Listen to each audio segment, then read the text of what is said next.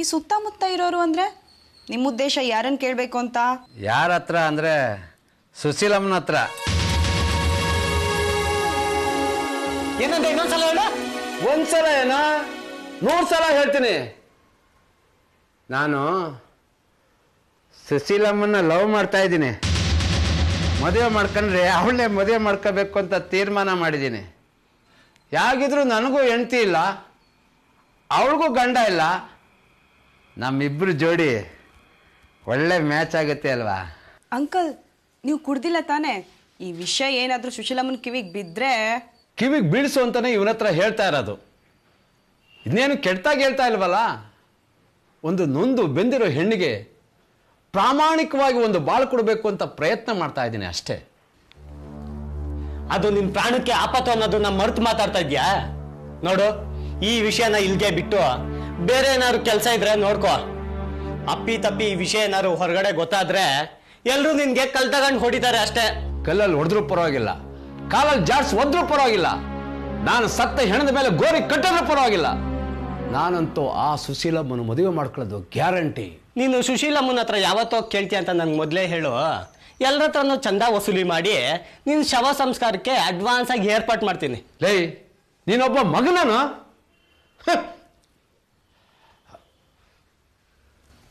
ಪಲ್ಲವಿ, ನೀನಾದರೂ ನನ್ನ ಕಷ್ಟನ ಅರ್ಥ ಮಾಡ್ಕೊಂಡು ಆ ಸುಶೀಲಮ್ಮನ ಹತ್ರ ಹೋಗಿ ನಾನು ಮದುವೆ ಮಾಡ್ಕೊಳ್ಳೋಕೆ ಹೇಳಮ್ಮ. ಅಂಕಲ್, ನಿಜವಾಗ್ಲೂ ನಿಮ್ಗೆ ಹುಚ್ಚಿಡ್ದಿದೆ. ಆ ಸುಶೀಲಮ್ಮನಿಗೆ ಮದುವೆ ವಯಸ್ಸು ಬಂದಿರೋ ಮಗಳಿದ್ದಾಳೆ. ಹೋಗಿ ಹೋಗಿ ಆ ಸುಶೀಲಮ್ಮನ ಮದುವೆ ಆಗ್ತೀನಿ ಅಂತಿರಲ್ಲ, ನಿಜಕ್ಕೂ ನಿಮಗೆ ತಲೆ ಕೆಟ್ಟಿದೆ. ವೆಂಕಿ, ಊಟಕ್ಕೆ ಬಾರೋ.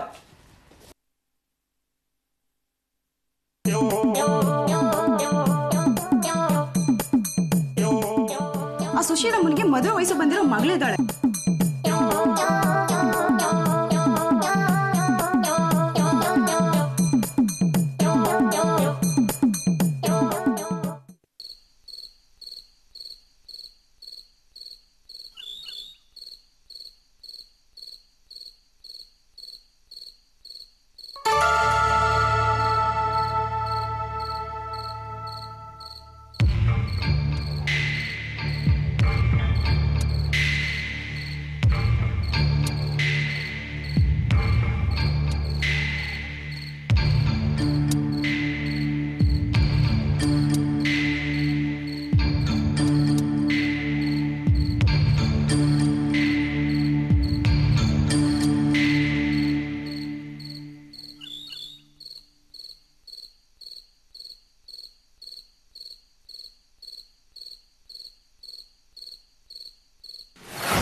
ಅಲ್ಲ, ಈ ರೀತಿ ಡ್ರೆಸ್ ಹಾಕ್ಕೊಂಡು ತಲೆಗೆ ಎಣ್ಣೆ ಹಚ್ಕೊಂಡು ಆಫೀಸ್ಗೆ ಹೋದ್ರೆ ನಿನ್ನ ಕೊಲೀಗ್ಸ್ ಎಲ್ಲ ಹೇಗೆ ಸಹಿಸ್ಕೊತಾರೆ?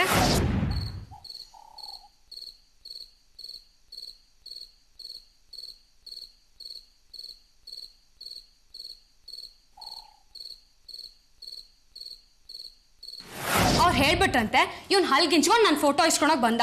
ಮನುಷ್ಯನ್ಗೆ ಸ್ವಂತ ಬುದ್ಧಿ ಇರಬೇಕು. ನಾಳೆ ಇನ್ನೇನು ಹೇಳ್ತಾರೆ, ಅದಕ್ಕೂ ತಾಳ ಹಾಕ್ತಾ ಕೂತಿರು.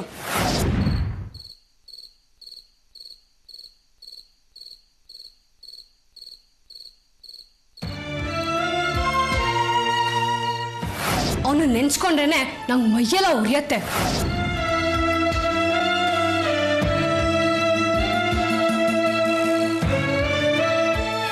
ಅವನೊಬ್ಬ ಆದಿ ಮಾನವ. ಒಂದು ಕಾಸ್ಟ್ಯೂಮ್ ಸೆನ್ಸ್ ಇಲ್ಲ, ಸರಿಯಾಗಿ ಹೇರ್ ಸ್ಟೈಲು ಇಲ್ಲ, ಮಾತಾಡಕ್ಕೂ ಗೊತ್ತಿಲ್ಲ. ಟೋಟಲ್ ಆಗಿ ಹೇಳ್ಬೇಕು ಅಂದ್ರೆ ಅವನಿಗೆ ಕಾಮನ್ ಸೆನ್ಸೇ ಇಲ್ಲ.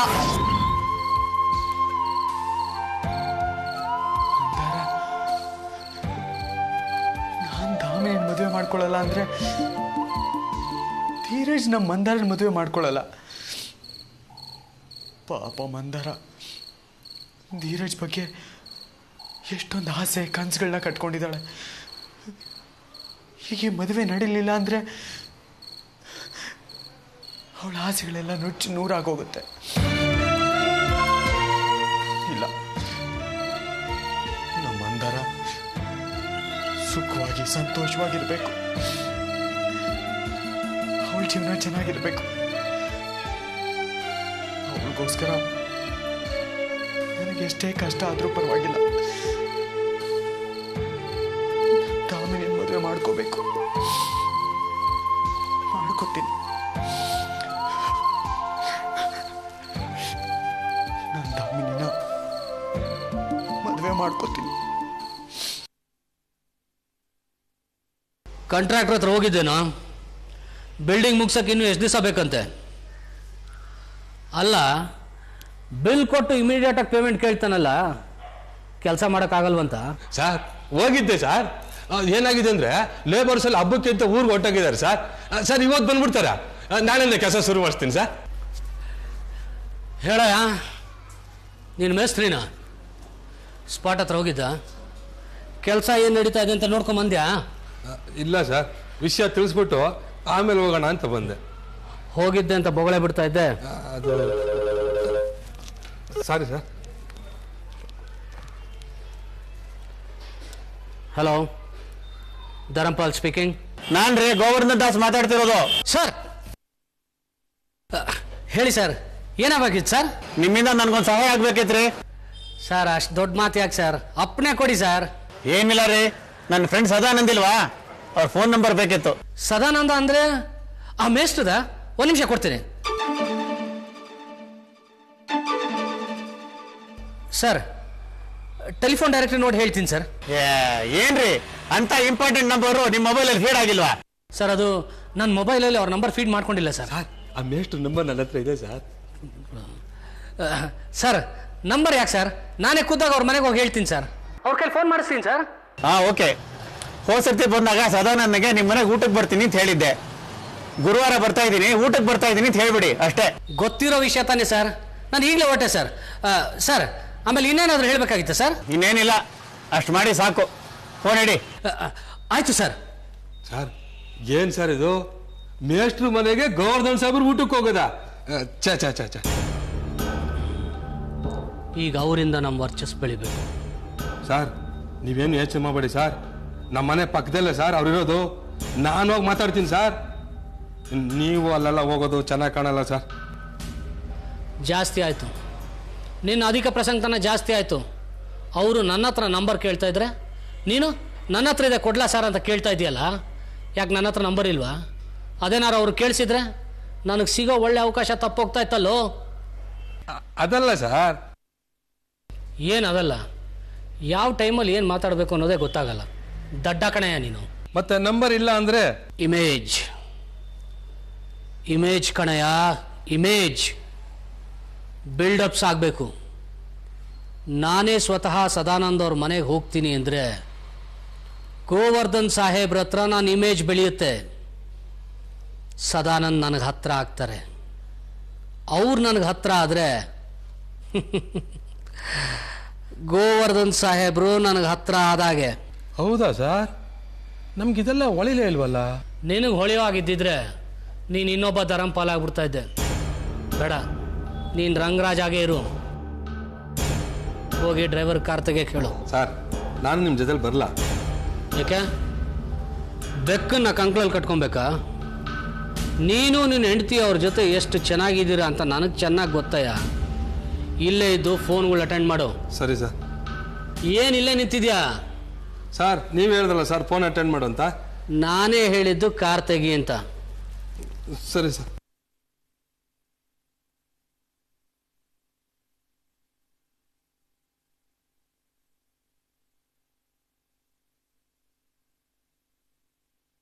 ಏನು ರಾಜೇಶ್ವರಿ, ಏನಾಗಿದೆ ನಿನಗೆ? ಯಾಕೆ ಹೀಗೆ ಮಂಕಾಗಿ ಕೂತಿದೀಯಾ? ಇಷ್ಟು ದಿವಸ ಮದುವೆ ಆಗುತ್ತೋ ಇಲ್ವೋ ಅನ್ನೋ ಆತಂಕ ಇತ್ತು. ಈಗ ಹೇಗಾಗುತ್ತೋ ಅನಿಸ್ಬಿಟ್ಟಿದೆ. ಇನ್ನು ಮದುವೆಯಲ್ಲೇ ಈಗ ಆಗ್ತಿರೋದು ನಿಶ್ಚಿತಾರ್ಥ ತಾನೇ? ಅದಕ್ಕೆ ಇಷ್ಟೊಂದು ಆತಂಕ ಆಗ್ತಿರೋದು. ಏನು ತಂದಿದ್ದೀವೋ ಏನು ತಂದಿಲ್ವೋ ಅಂತ ಭಯ ಆಗ್ತಿದೆ. ಯಾರನ್ನಾದರೂ ಹಿರಿಯರನ್ನ ಕೇಳಿ ತಿಳ್ಕೊಳ್ಳೋಣ ಅಂದರೆ ಅಂಥವ್ರು ಯಾರೂ ಇಲ್ವಲ್ರಿ. ಅಯ್ಯೋ, ನೀನು ಯಾಕೆ ಸುಮ್ಮನೆ ಗಾಬರಿ ಆಗ್ತೀಯ? ಅವ್ರೇನು ಹೊರಗಿನವರ? ಅಡ್ಜಸ್ಟ್ ಮಾಡ್ಕೋತಾರೆ ಬಿಡು. ಅಡಿಗೆಯವರಿಗೆ ಹೇಳಾಗಿದೆ, ಸಾಮಾನು ತಂದಾಗಿದೆ, ಪುರೋಹಿತರು ಬರ್ತಾರೆ, ಲಗ್ನ ಪತ್ರಿಕೆ ಬರೀತಾರೆ. ನೀನು ನಿಶ್ಚಿಂತೆಯಾಗಿ.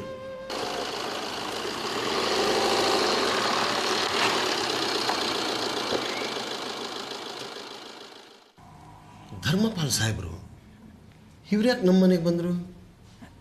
ನಮ್ಮನೆಗಲ್ಲ ರೀ, ರಂಗರಾಜು ಮನೆಗೆ ಬಂದಿರಬೇಕು. ರಂಗರಾಜ್ ಅವ್ರ ಕೈ ಕೆಳಗೆ ಕೆಲಸ ಮಾಡೋರು, ಅವ್ರ ಮನೆಗೆ ಇವ್ರು ಯಾಕೆ ಬರ್ತಾರೆ? ನಮಸ್ಕಾರ ಮೇಸ್ಟ್ರೆ. ನಮಸ್ಕಾರ ಸರ್. ಒಳಗೆ ಬರ್ಬೋದಾ? ಬನ್ನಿ ಕೂತ್ಕೊಳ್ಳಿ. ಮೇಸ್ಟ್ರೆ, ಮನೇಲಿ ಕಾಫಿ ಕುಡಿಯೋಣ ಅನಿಸ್ತು, ಅದಕ್ಕೆ ಬಂದೆ. ಒಂದು ಸ್ವಲ್ಪ ಕಾಫಿ ಕೊಡ್ತೀರಾ? ಅಯ್ಯೋ ಸಾರಿ, ಏನು ಹೀಗೆ ಹೇಳ್ತಾ ಇದ್ದೀರಾ?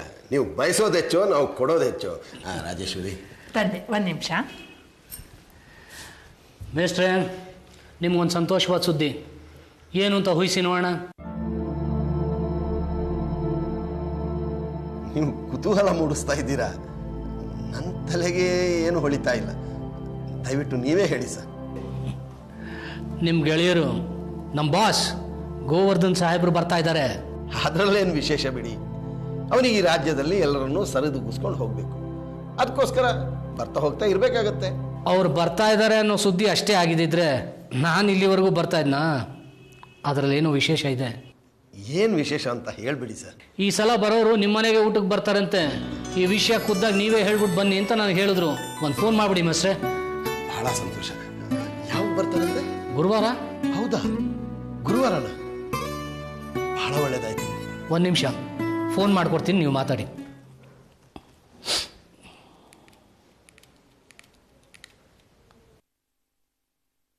ಹಲೋ ಸರ್, ನಾನು ಧರಂಪಾಲ್ ಸರ್. ಸದಾನಂದ ಅವ್ರ ಮನೇಲಿ ಇದ್ದೀನಿ ಸರ್. ವಿಷಯ ತಿಳಿಸಿದೆ, ತುಂಬ ಖುಷಿಪಟ್ಟರು ಸರ್. ಒಂದು ನಿಮಿಷ ಸರ್, ಕೊಟ್ಟೆ. ಹಲೋ ಗೋವು, ಗುರುವಾರ ಬರ್ತೀಯಂತೆ? ತುಂಬ ಸಂತೋಷ ಆಯ್ತು ಕಣಪ್ಪ. ನಿನ್ಗೊಂದು ಸಿಹಿ ಸುದ್ದಿ. ಏನೇ ಅದು? ಅಲ್ಲ, ಊಟಕ್ಕೆ ಬರ್ತೀನಿ ಅಂದ್ರೆ ಸಿಹಿ ಮಾಡಿಸ್ತೀನಿ ಅಂತ ಅಂದೆ, ಸಿಹಿ ಸುದ್ದಿ ಅಂತ ಇದೆಯಾ? ಸಿಹಿ ಸುದ್ದಿ ಅಂದಮೇಲೆ ಸಿಹಿ ಇಲ್ಲದೆ ಇರತ್ತೇನಯ್ಯ. ಗೋವು, ನೀನು ಗುರುವಾರ ಬರ್ತಾ ಇದೆಯಲ್ಲ, ಆ ದಿವಸ ನನ್ನ ಮಗನಿಗೆ ಮತ್ತೆ ಮಗಳಿಗೆ ನಿಶ್ಚಿತಾರ್ಥ. ಹೌದಾ? Very good, very good. Congratulations ಕಣಯ್ಯ. ನನಗೆ ಬಹಳ ಸಂತೋಷ ಆಗ್ತಾ ಇದೆ. ಗೋವು, ನೀನ್ ಬರ್ತಾ ಇರೋದು ನನಗೆ ಬಲ ಬಂದ ಹಾಗಾಯ್ತು. ಖಂಡಿತ ಬರ್ತೀನಿ, ಆಶೀರ್ವಾದ ಮಾಡ್ತೀನಿ. ಓಕೆ, ಬಾಯ್. ಬಾಯ್ ಕಣೋ, ತುಂಬ ಥ್ಯಾಂಕ್ಸ್. ಏನು ಮೇಸ್ಟ್ರು ಎಲ್ಲ ಗುಟ್ ಗುಟ್ಟಾಗಿ ನಡೆಸ್ತಾ ಇದ್ದೀರಾ? ಯಾರ್ದು ಎಂಗೇಜ್ಮೆಂಟು? ಅಯ್ಯೋ, ಗುಟ್ಟಾಗಿ ಏನು ನಡೆಸ್ತಾ ಇಲ್ಲ. ನನ್ನ ಮಗ ಗಗನ್ ಮತ್ತು ಮಗಳು ಮಂದಾರಂದು ನನ್ನ ತಂಗಿ ಮಕ್ಕಳಿಗೆ ಕೊಟ್ಟು ತಗೋತಾ ಇದ್ದೀವಿ. ಅಲ್ಲ ಮೇಸ್ಟ್ರೆ, ನಮ್ಮ ಕಾಲೇಜ್ ಲೆಕ್ಚರರ್ ಎಂಗೇಜ್ಮೆಂಟು, ನಮಗೊಂದು ವಿಷಯ ತಿಳಿಸಿಲ್ಲ. ನೀವು ಹೀಗೆ ಮಾಡ್ಬೋದಾ? ಹಾಗೇನಿಲ್ಲ ಸರ್, ಏನೋ ಮನೆ ಮಟ್ಟಿಗೆ ಮಾಡೋಣ ಅಂತ ಅಷ್ಟೇ. ಅಂದರೆ ನೀವು ನಮ್ಮನ್ನು ನಿಮ್ಮ ಮನೆಯವ್ರ ಲೆಕ್ಕಕ್ಕೆ ಸೇರಿಸ್ಕೊಂಡಿಲ್ಲ? ಅಂದರೆ ನಿಮಗಿನ್ನೂ ನಮ್ಮ ಮೇಲೆ ಕೋಪ ಹೋಗಿಲ್ಲ ಅಂತ ಕಾಣಿಸುತ್ತೆ ಮೇಸ್ಟ್ರೆ. ಅಯ್ಯೋ, ಹಾಗೇನಿಲ್ಲ ಸರ್. ನೋಡಿ ಮೇಸ್ಟ್ರೆ, ನೀವು ನಮ್ಮನ್ನು ಕರೀರಿ ಅಥವಾ ಬಿಡಿ, ನಾವಂತೂ ಬಂದೇ ಬರ್ತೀವಿ. ನಮ್ಮ ಗೋವರ್ಧನ್ ಸಾಹೇಬ್ರು ಎಲ್ಲಿರ್ತಾರೋ ನಾನು ಅಲ್ಲಿರ್ತೀನಿ. ಛೇ, ನೀವು ಹೀಗೆಲ್ಲ ಮಾತಾಡ್ಬಾರ್ದು ಸರ್. ನಾವಿಬ್ಬರು ಜೊತೆಯಾಗಿ ಮನೆಗೆ ಬಂದು ನಿಮ್ಮನ್ನು ಕರಿತೀವಿ. ನೀವು ಬಂದು ನಮ್ಮ ಮಕ್ಕಳಿಗೆ ಆಶೀರ್ವಾದ ಮಾಡಬೇಕು. ಅಂತೂ ಹತ್ತು ಕರೆದು ಔತಣ ಮಾಡಿಸ್ಕೊಂತಾರೆ ಅಂತಾರಲ್ಲ, ಹಾಗಾಯ್ತು ನನ್ನ ಪರಿಸ್ಥಿತಿ. ದೇವಿಕಾ, ದೇವಿಕಾ. ಯಾರೋ? ನಾನ್ರಿ ಸುಶೀಲಮ್ಮ. ಬನ್ನಿ ಬನ್ನಿ, ಕೂತ್ಕೊಳ್ಳಿ.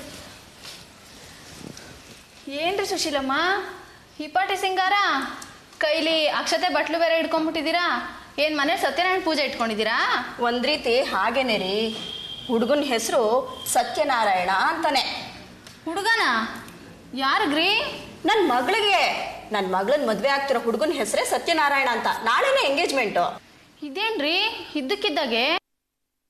ಅಲ್ಲ, ಹೀಗೆ ಕೇಳ್ತೀನಿ ಅಂತ ಬೇಜಾರು ಮಾಡ್ಕೋಬೇಡಿ. ಏನಾದರೂ ಲವ್ ಅಫೇರಾ? ಏನ್ರಿ ನೀವು ನನ್ನ ಮಗಳ ಬಗ್ಗೆ ಹೀಗೆ ಮಾತಾಡ್ತಾ ಇದ್ದೀರಾ? ಅವಳು ಬೆಂಕಿ ಇದ್ದಾಗೆ. ಅವಳ ಬಗ್ಗೆ ಹೀಗೆಲ್ಲ ಹಗುರವಾಗಿ ಮಾತಾಡಬೇಡಿ ನೀವು. ಅದಕ್ಕೆ ಯಾಕೆ ಸಿಟ್ಟಾಗ್ತೀರಾ? ನಿಮ್ಮ ಸುಗಣ ನನಗೆ ಗೊತ್ತಿಲ್ವಾ? ಇದ್ದಕ್ಕಿದ್ದಂಗೆ ಎಂಗೇಜ್ಮೆಂಟ್ ಅಂದ್ರಲ್ಲ, ಅದಕ್ಕೆ ಹಾಗೆ ಕೇಳಿದೆ. ದೇವಿಕಾ, ಎಂಗೇಜ್ಮೆಂಟ್ಗೆ ನೀವು ಖಂಡಿತ ಬರಬೇಕು. ನಿಮಗಿಂತ ಹಿತೈಷಿಗಳು ನಮ್ಗೆ ಯಾರಿದ್ದಾರೆ ಹೇಳಿ? ಖಂಡಿತ ಬರ್ತೀವ್ರಿ. ಸರಿ, ಈ ಸಂಬಂಧ ಹೇಗೆ ಸಿಕ್ತು? ಅಯ್ಯೋ, ನಮ್ದೇನಿದೆ ರೀ, ಎಲ್ಲ ದೇವ್ರ ಕೃಪೆ. ಅವಳ ಅದೃಷ್ಟ ಚೆನ್ನಾಗಿತ್ತು, ಕೂಡ್ ಬಂತು ರೀ. ಚಿಕ್ಕನಾಯಕನಹಳ್ಳಿ ಹತ್ರ 10 ಎಕರೆ ತೆಂಗಿನ ತೋಟ, 4 ಎಕರೆ ಬಾಳೆ ತೋಟ, ವರ್ಷಕ್ಕೆ 10 ಲಕ್ಷ ರೂಪಾಯಿ ಆದಾಯ ಇದೆ ರೀ. ಅಂದರೆ ಹುಡುಗ ಬೇಸಾಯ ಮಾಡ್ತಾನ? ನಿಮ್ಮ ಸುಗುಣ ಅಲ್ಲಿ ಹೋಗಿ ಹೊಂದ್ಕೊಂತಾಳ? ಅಯ್ಯೋ, ಅವಳು ಯಾಕ್ರಿ ಹೋಗ್ತಾಳೆ ಹಳ್ಳಿಗೆ? ಹುಡುಗನ್ಗೆ PWD ಡಿಪಾರ್ಟ್ಮೆಂಟಲ್ಲಿ ಜೂನಿಯರ್ ಇಂಜಿನಿಯರ್ ಕೆಲಸ, 5 ವರ್ಷ ಸರ್ವಿಸ್ ಆಗಿದೆ. ತುಂಬ ಒಳ್ಳೆ ಜನ ಕಣ್ರಿ. 2 ಕಡೆ ಖರ್ಚು ಅವರೇ ಹಾಕಿ ಮದುವೆ ಮಾಡ್ಕೋತಿದ್ದಾರೆ. ಹೌದೇನ್ರಿ? 2 ಖರ್ಚು ಅವರೇ ಹಾಕೊಂಡು ಮದುವೆ ಮಾಡ್ಕೊತಾರ? ಹ್ಞೂನ್ರಿ. ನಮ್ಮ ಪರಿಸ್ಥಿತಿನೆಲ್ಲ ಅವ್ರ ಹತ್ರ ಹೇಳಿದೆ. ನನ್ನ ಹತ್ರ 1 ಲಕ್ಷ ರೂಪಾಯಿ ಇದೆ, ಅದನ್ನ ನಿಮ್ಮ ಕೈಗೆ ಹಾಕ್ತೀರಿ, ಏನಾದರೂ ಮಾಡ್ಕೊಳ್ಳಿ ಎಂದೆ. ಎಂಥ ದೊಡ್ಡ ಮನ್ಸು ಗೊತ್ತೇನ್ರಿ ಅವ್ರದ್ದು. ಹಾಗೆ ಮಾಡೋಣ ಬಿಡಿ ಅಂದ್ರು. ಹೌದಾ? ಬರೀ 1 ಲಕ್ಷನಾ? ಭಿಕ್ಷೆ ಬೇಡ ಅನ್ನೋದ್ರು 4 ಲಕ್ಷ ಕೇಳ್ತಾನಲ್ರಿ. ನಿಮ್ಮ ಟೈಮ್ ಚೆನ್ನಾಗಿದೆ ಬಿಡಿ. ಹೌದು ರೀ. ಯಾರಿಗೂ ಹೇಳ್ಬಿಡಿ ದೇವಿಕಾ. ವಜ್ರದೊಲೆ, ಕೆಂಪಿನ ಬಳೆ, ಮುತ್ತಿನ ಸರ, ಜೊತೆಗೆ 500 ಗ್ರಾಮ್ ಬಂಗಾರನೂ ಹಾಕ್ತಾರಂತೆ ಕಣ್ರಿ. ಹೌದೇನ್ರಿ? ಸುಗುಣನ ಅದೃಷ್ಟವೇ ಅದೃಷ್ಟ. ಹುಡುಗಿ ನೋಡಕ್ ಚೆನ್ನಾಗಿದ್ದಾಳೆ, ಹುಡುಗ ಲಾಗ ಹೊಡೆದಿದ್ದಾನೆ. ಹ್ಞೂ ರೀ, ನನ್ನ ಮಗಳು ತುಂಬ ಅದೃಷ್ಟವಂತೆ. ನನ್ನ ಮಗಳೇನು ಅಮೇಷ್ಟ್ರ ಮಗಳು ಥರ ಬಲ್ತಿರೋ ಸೌತೆಕಾಯಿನ. ಅವ್ರಿಗೇನಾದರೂ ನನ್ನ ಮಗಳು ಮದುವೆ ನಡೀತಿರೋ ವಿಷಯ ಗೊತ್ತಾದ್ರೆ ಹೊಟ್ಟೆ ಉರಿ ಪಟ್ಕೋತಾರ ಅಷ್ಟೇ. ಅವ್ರು ಹೊಟ್ಟೆ ಹುರ್ಕೊಳ್ಳಿ ಅಂತಾನೆ ನೀವು ಎಂಗೇಜ್ಮೆಂಟ್ ಕರೀರಿ. ಅಯ್ಯೋಯ್ಯೋ ಬೇಡಮ್ಮ, ಅವ್ರೇನು ಒಬ್ರಾ ಇಬ್ರಾ? ದೊಡ್ಡ ಪಟಾಲಂ, 7 ಜನ ಇದ್ದಾರೆ. ಅಯ್ಯೋ, ಎಲ್ರಿ ಬರ್ತಾರೆ. ಮೇಷ್ಟ್ರಂತಿ ಅಷ್ಟೇ ಬರ್ತಾರೆ. ನಿಮ್ಮನೆ ನಡೆಯೋ ವೈಭವ ನೋಡಿ ಅವರು ಸ್ವಲ್ಪ ಹೊಟ್ಟೆ ಕಿಚ್ಚಪಡ್ಲಿ, ಕರೀರಿ. ಹೌದಲ್ರಿ, ಈ ವಿಷಯ ನನ್ಗೆ ಹೊಳಿಲೇ ಇಲ್ಲ ನೋಡಿ. ಈಗಲೇ ಹೋಗಿ ಕರಿತೀನಿ. ಬರ್ತೀನಿ ರೀ ದೇವಿಕಾ.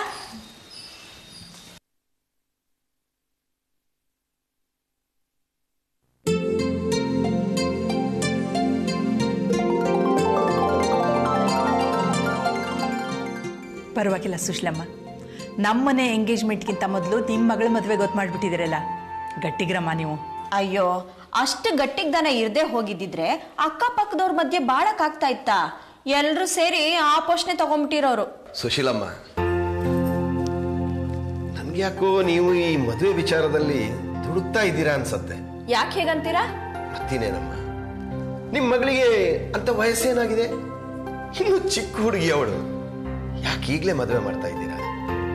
ಓದ್ ಮುಗಿಸಿ ಒಂದು ಹಂತಕ್ಕೆ ಬರಲಿ. ಅಯ್ಯೋ ಬಿಡಿ, ಹೆಣ್ಮಕ್ಳು ಹಂತ ತಲುಪೋದು ಅಂದ್ರೆ ಮದ್ವೆ ಆಗೋದೇ ತಾನೇ. ಹಿಂದೆ ನಾವು ನಾಟಕ ಮಾಡ್ತಿದ್ದಾಗ ಅದ್ರಲ್ಲೊಂದು ಡೈಲಾಗಲ್ಲಿ ಹೇಳೋರು, ವನಿತೆಗೆ, ವಿತ್ತಕ್ಕೆ, ಪಂಡಿತನಿಗೆ ಇವಕ್ಕೆ ಆಶ್ರಯ ಬೇಕಂತೆ. ಅವು ಸ್ವತಂತ್ರವಾಗಿರೋದಕ್ಕೆ ಸಾಧ್ಯನೇ ಇಲ್ವಂತೆ. ವನಿತೆಗೆ ಗಂಡನ ಆಶ್ರಯ, ಹಣಕ್ಕೆ ಧನಿಕನ ಆಶ್ರಯ, ಪಂಡಿತನಿಗೆ ರಾಜನ ಆಶ್ರಯ ಬೇಕೇ ಬೇಕಂತೆ. ಅಯ್ಯೋ ಸುಶೀಲಮ್ಮ, ಅದೆಲ್ಲ ಹಿಂದಿನ ಕಾಲದ ಮಾತು. ಈಗಿನ ಕಾಲದಲ್ಲಿ ವನಿತೆಗೆ ವಿದ್ಯೆನೇ ಮುಖ್ಯ. ಯಾಕಂದ್ರೆ ಅದು ಅವಳ ಜೀವನದಲ್ಲಿ ಅವಳಿಗೆ ಸ್ವಾವಲಂಬನೆ ಕೊಡುತ್ತೆ. ಅದು ಮದ್ವೆ ಮಾಡೋಕೆ ಕೈಲಾಗದೆ ಇರೋರು ಆಡೋ ಮಾತು. ಈಗ ನಿಮ್ ವಿಷಯನೇ ತಗೊಳ್ಳಿ. ಮನೆಯಲ್ಲಿ 4 ಜನ ಬೆಳೆದ ಹೆಣ್ಮಕ್ಳನ್ನ ಇಟ್ಕೊಂಡು ಎಷ್ಟು ನಿಶ್ಚಿಂತೆಯಾಗಿದ್ದೀರಾ? ನಿಮಗೆ ಊಟ ಹೇಗೆ ಸೇರುತ್ತೆ, ನಿದ್ದೆ ಹೇಗೆ ಬರುತ್ತೆ? ನಿಮ್ಗಂತೂ ಜವಾಬ್ದಾರಿ ಇಲ್ಲ ಅಂದ್ರೆ ನಿಮ್ ಹೆಂಡತಿಗಾದ್ರೂ ಬುದ್ಧಿ ಬೇಡ್ವಾ? ಸುಶೀಲಮ್ಮ, ನಿಮ್ ನಾಲ್ಗೆ ಉದ್ದ ಆಯ್ತು. ನೀವೇನು ಮಗಳ ನಿಶ್ಚಿತಾರ್ಥಕ್ಕೆ ಅಂತ ಕರೆಯೋಕ್ ಬಂದ್ರಾ, ಇಲ್ಲ ನಮ್ಮನ್ನ ಹಂಗ್ಸಕ್ ಬಂದ್ರಾ? ಅಯ್ಯೋ, ಇದ್ರಲ್ಲಿ ಹಂಗ್ಸೋಕೇನಿದೆ ರೀ? ಇರೋ ಮಾತಾನೆ ಹೇಳ್ದೆ. ನಿಮ್ ಮಂದಾರಾಗಾಗ್ಲೇ 30 ವರ್ಷ ಆಯ್ತಪ್ಪ.